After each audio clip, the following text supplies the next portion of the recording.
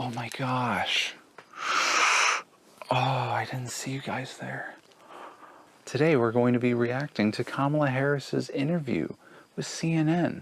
Oh, Kamala Harris, she's so hot. I wish I could be as hot as her. Damn it. But it's separated into 3 parts, and I'm going to be reacting to all 3. Probably do it in separate videos. So, I'll do reacting to part 1.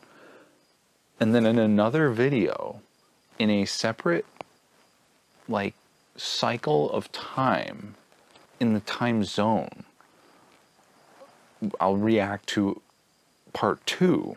And that'll be the second video. And then we'll be doing part 3, okay? It'll be a video and we're going to react to it. And it'll be a video that we will react to. That was my Kamala Harris impression. Oh gosh, she's so hot. I can already tell. See what she has to say. If it, thanks for refreshing. Madam Vice President, Governor Walz, thank you so much for sitting down with me and bringing the bus. The bus tour is well underway here in Georgia. You have less time to make your case to voters. I already have to pause it. They're politician smiles every time. Any candidate in modern American Jesus, this woman's history. hideous. The voters are really eager to hear what your plans are. If you are elected, so eager. What would you do on day 1 in the White House? Well, there are a number of things. I will tell you first. The immediate, the immediate scratch to the mouth. That's not a good immediate start. Bad move, Kamala. Oh gosh, she's so hot though. Foremost, one of my highest priorities is to do what we can to support and strengthen the middle class. When I look at the aspirations, the goals, the ambitions of the American people, I think that people are ready for a new way forward, in a way that generations of Americans have. A new way forward. New from what we're currently experiencing? Maybe? Man, she's so old looking. I mean, hot old, but Kamala Harris has aged so unbelievably much just through being vice president. I would be shocked if she didn't age, tragically through a presidency if she were to win. Because just being the VP clearly destroyed her. You look at pictures of her from 2020, just these last 4 years, she's just so wrinkly and so caked on with makeup. I don't even know how her face is still holding on. It's kind of unbelievable. All right, let's continue. Have been fueled by hope and by optimism. Oh, shut up. I think, sadly, in the last decade, we have had in the former president someone who has really been pushing an agenda and an environment that is about diminishing the character and the strength of who we are as Americans. She's struggling already. Really dividing our nation, and I think people are ready to turn the page on that. So what would you do day 1? Day 1, it's going to be about, 1, implementing my plan for what I call an opportunity economy. I've already laid out a number of proposals in that regard. I bet you do. Which include what we're going to do to bring down the cost of everyday goods. Okay, what we're going to do okay. Just those last 30 seconds were, not to be nitpicky, but can she appear any more suspicious? I mean, come on. She keeps looking down visually and audibly. Sounds like she's making this up as she's going along. I'm going to rewind this. 20 seconds. 1 minute, 10 seconds. And just watch. That is about diminishing Look at her face struggle. the character and the strength of who we are as Americans. The mouth really movements. Dividing our nation, and I think people are ready to turn the page on that. So what would you do day 1? day one, it's going to be about, one, implementing my plan for what I call an opportunity economy. I've already laid out a number of proposals in that regard, which include what we're going to do to bring down the cost of everyday goods, what we're going to do to invest in America's small businesses, what we're going to do to invest in families, for example, extending the child tax credit to $6,000 for families for the first year of their child's life to help them Pause. Trump's already doing something similar and better. buy a car seat, to help them buy baby clothes, a crib. There's the work that we're going to do that is about investing in the American family around affordable housing, a big issue in our country right now. So there are a number of things on day one.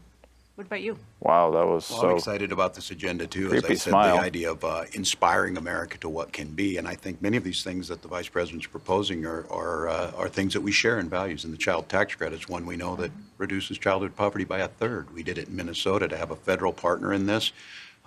Unbelievable, I think, in the impact that we can Unbelievable. make. You talked about, you call it the opportunity economy. You are well aware that right now many Americans are struggling. There's a crisis Yeah. of affordability. Yeah. One of your campaign themes is we're not going back. But I wonder what you say to voters who do want to go back when it comes to the economy specifically, because their groceries were less expensive, housing was more affordable when Donald Trump was president. Well, let's start with the fact that when Joe Biden and I came in office, during the height of a pandemic, we saw Yeah. over 10 million jobs were lost. People, I mean, literally, we were all tracking the numbers. Hundreds of people a day were dying because of COVID. The economy had crashed. In large part, all of that because of mismanagement by Donald Trump of that completely crisis. untrue.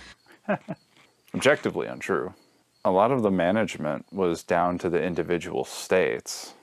If we're talking about like COVID disasters, obviously Florida was nowhere near as bad as other states, like, I don't know, California or something like that, where they're just living in a dystopian future for a couple of years. The president and the federal government shouldn't have been getting their fingers all over our personal lives anyways from the very beginning. They just shouldn't have. The mismanagement was trying to manage it. Trump wasn't like exceptional or really a disaster.